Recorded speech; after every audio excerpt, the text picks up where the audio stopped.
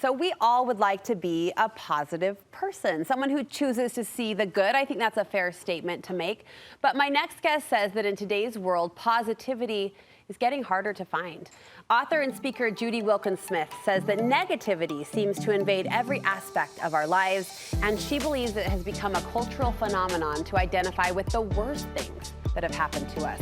Judy is joining me through the screen to remind us that we are more than our hardships. Judy, welcome to Studio 5.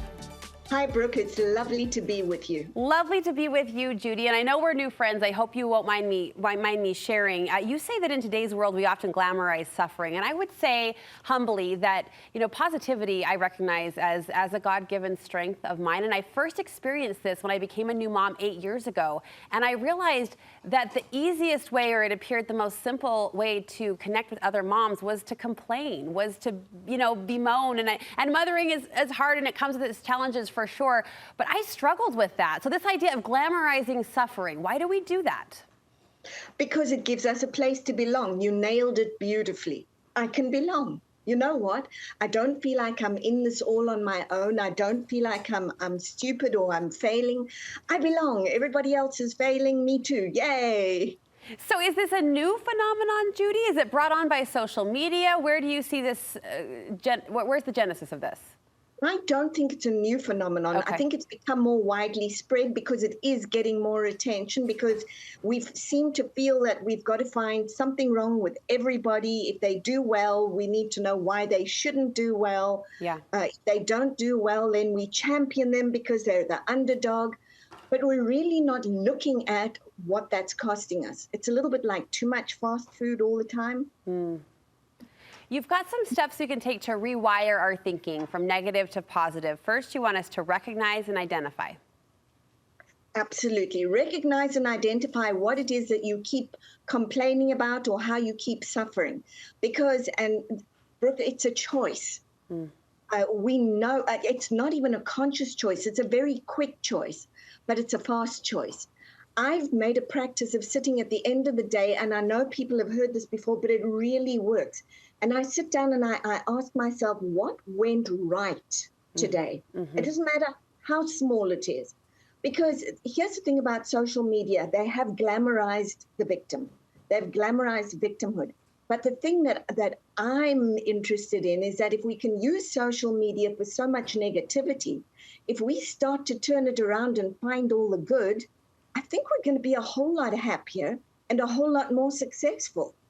Amen, sister. I agree with you wholeheartedly. You talk about that choice that we have. And essentially, I think just that belief is empowering because it reminds us that we're in control. Yeah, very much. And look, you may not like the choices you get to make. I'm not saying there's a great choice and a yucky choice. Sometimes it's a choice between two really bad situations. In fact, I had somebody who was in great danger and said to me, yes, but I let them do things to me. And I said, wait. Did you survive? Yes. And the person said to me, I made the choice to survive. That's a very courageous choice. That's not negative. Yeah. That's courageous. What can I do with what I've got? Because when I start to realize that I've got, the doors open and the heart opens and the creative brain switches on.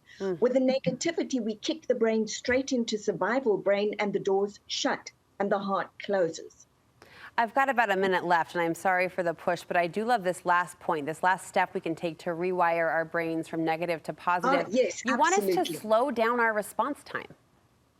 I'd love people to just notice what they're doing, slow down the response time, and make sure that to rewire your brain, it's literally just one new thought that's positive, one new action, one new feeling, until you can feel those three align and you go, got it. Just begin there. Yes, it's a beautiful message, Judy. And it's one that essentially points to emotional resilience, right? Like, I can do this. I'm not the victim. There's always opportunity. It's that abundance mindset that plays into it as well. Where can we learn more from you?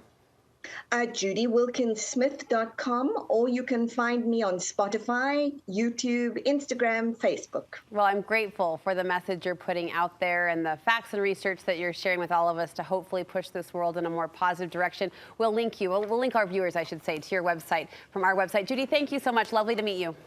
Thank you, Brooke. Take good care.